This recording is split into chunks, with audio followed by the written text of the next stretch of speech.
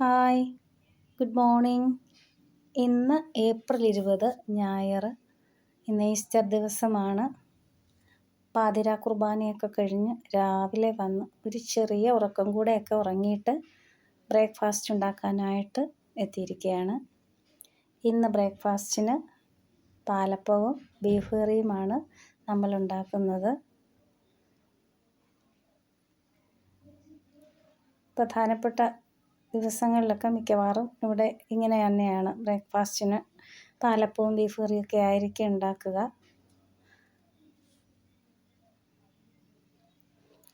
Beef കറിയൊക്കെ ഇന്നലെ തന്നെ റെഡിയാക്കി വെച്ചിട്ടുണ്ടായിരുന്നു. നമ്മൾ സാധാരണ തലേ ദിവസം തന്നെ ബീഫ് കിട്ടും, അപ്പോൾ തന്നെ നമ്മൾ കറി റെഡിയാക്കി വെക്കാറാണ് പതിവ്. പിന്നെ ചോറൊക്കെ തിളപ്പിച്ച് തെർമൽ കുക്കറിലേക്ക് ഇറക്കി വെച്ചിട്ടുണ്ട്. മീൻ കറിയും ഇന്നലെ തന്നെ റെഡിയാക്കി വെച്ചിട്ടുണ്ട്.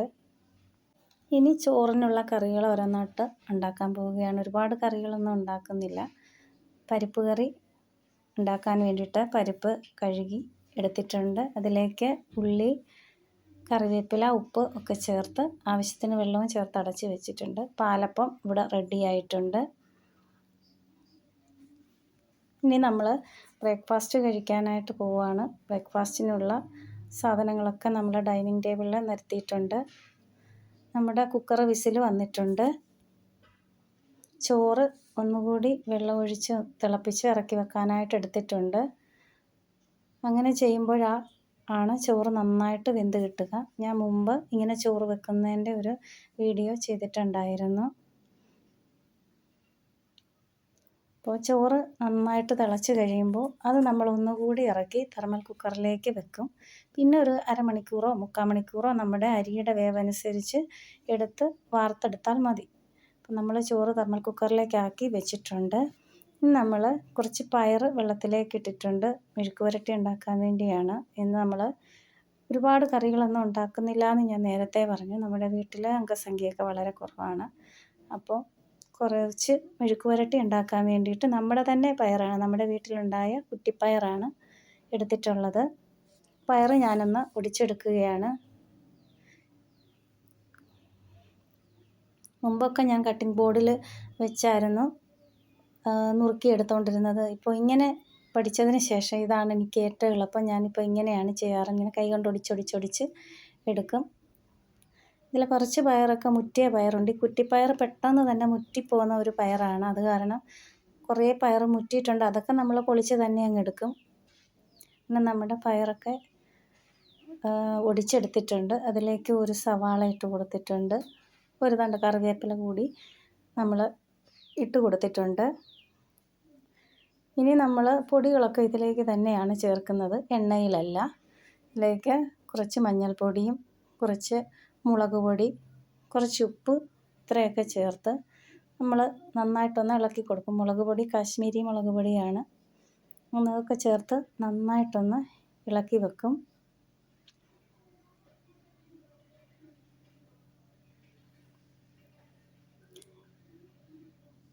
ഇളക്കിയതിന് ശേഷം നല്ലതായിട്ട്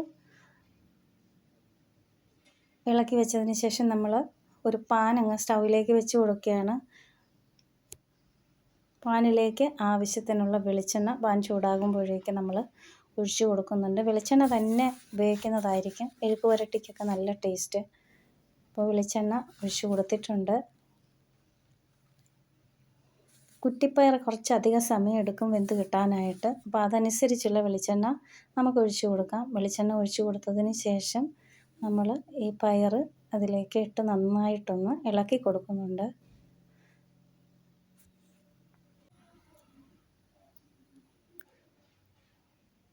പയർ നന്നായിട്ട് ഇളക്കിയതിന് ശേഷം നമ്മൾ അടച്ച് വെക്കണം. അടച്ച് വെച്ചതിന് ശേഷം ലോ ഫ്ലെയിമിലിട്ട് വേവിക്കണം. ഒരു 5 മിനിറ്റ് ലോ ഫ്ലെയിമിൽ കിടന്നതിന് ശേഷം നമുക്ക് മൂടിയൊക്കെ തുറന്ന് നോക്കിയിട്ട് വേണമെങ്കിൽ മീഡിയം ഫ്ലെയിമിൽ ഇട്ട് കൊടുക്കാം. ഇനി നമ്മൾ പരിപ്പ് കറി ഉണ്ടാക്കാനുള്ള അരപ്പ് തയ്യാറാക്കാനായിട്ട് പോവുകയാണ്. അതിനുള്ള തേങ്ങ ഞാൻ മിക്സിയുടെ ജാറിലേക്ക് ഇട്ട് കൊടുക്കുകയാണ്. കുറച്ച് കൂടുതൽ തേങ്ങ ഞാൻ ഇട്ട് കൊടുക്കുന്നുണ്ട്.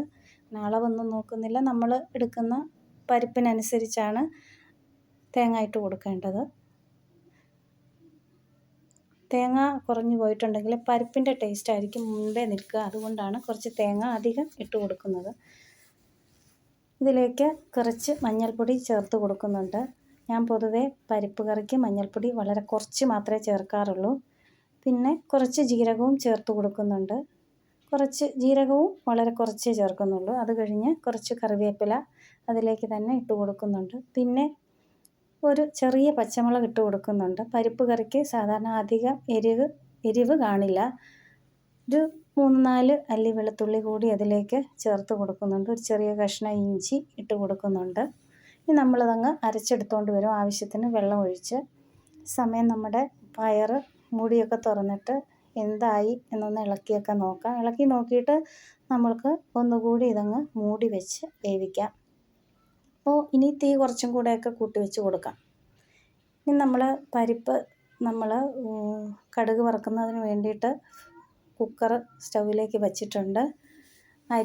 ചോറൊക്കെ വെന്ത് ഈ സമയം വാർത്തെടുക്കുവാണ്.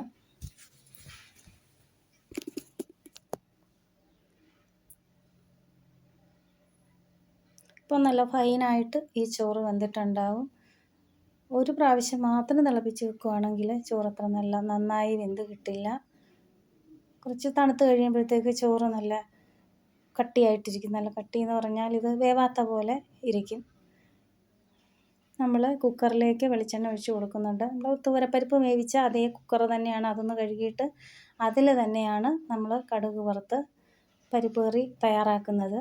വെളിച്ചെണ്ണ ചൂടായി കഴിയുമ്പോൾ അതിലേക്ക് 1 ടീസ്പൂൺ കടുക് ഇട്ട് കൊടുക്കാം. കടുക് ഇട്ട് കൊടുത്തതിന് ശേഷം കുറച്ച് കറിവേപ്പില കൂടി ഇതിലേക്ക് ഇട്ട് കൊടുക്കുന്നുണ്ട്. ഇനി ചുവന്നുള്ളി ഉള്ളവർക്ക് ചുവന്നുള്ളി ചേർത്ത് കൊടുക്കാവുന്നതാണ്. ചുവന്നുള്ളി ചേർക്കാൻ താല്പര്യമുള്ളവർക്ക്. ഇല്ലെങ്കിൽ കുഴപ്പമില്ല. ഞാൻ ചുവന്നുള്ളി ചേർത്തിട്ടില്ല. അപ്പോൾ നമ്മുടെ തുവരപ്പരിപ്പ് കറി ഇവിടെ റെഡി ആയിട്ടുണ്ട്. ഒഴിച്ചു കഴിഞ്ഞ് നന്നായിട്ട് ചൂടായതിന് ശേഷം സ്റ്റൗ ഓഫ് ചെയ്യാം. ഇനി പപ്പടം പൊള്ളിക്കാനായിട്ട് പോവുകയാണ്. അപ്പോൾ പരിപ്പുണ്ടെങ്കിൽ പിന്നെ പപ്പടം മസ്റ്റാണല്ലോ. അങ്ങനെ എൻ്റെ പപ്പടം പൊള്ളിക്കുന്ന പാനാണിത്. ഈ കുഞ്ഞു പാനിലാണ് ഞാൻ പപ്പടം പൊള്ളിക്കുന്നത്. ഇതിൻ്റെ പ്രത്യേകത എന്ന് പറഞ്ഞാൽ വളരെ കുറച്ച് എണ്ണ മതി. അപ്പോൾ പപ്പടം പൊള്ളിക്കാൻ ഒരുപാട് എണ്ണയുടെ ആവശ്യമൊന്നുമില്ലല്ലോ. അപ്പം എണ്ണയൊട്ടും വേസ്റ്റ് ആവാതിരിക്കാനാണ് ഇതിൽ പപ്പടം പൊള്ളിക്കുന്നത്. അങ്ങനെ പപ്പടം ഓരോന്ന് നമ്മൾ പൊള്ളിച്ചെടുക്കുകയാണ്. ആ പപ്പടമൊക്കെ റെഡി ആയിട്ടുണ്ട്. ഇനി നമ്മൾ പയർ എന്തായെന്ന് നോക്കാം. പയറൊക്കെ നന്നായിട്ട് വെന്ത് കിട്ടിയിട്ടുണ്ട്. അപ്പോൾ ഇന്നത്തെ ഈ വീഡിയോ, ഈ കൊച്ചു വ്ളോഗ്, ഈസ്റ്റർ വ്ളോഗ് ഇവിടെ അവസാനിപ്പിക്കുകയാണ്. എല്ലാവർക്കും ഹാപ്പി ഈസ്റ്റർ. Thank you.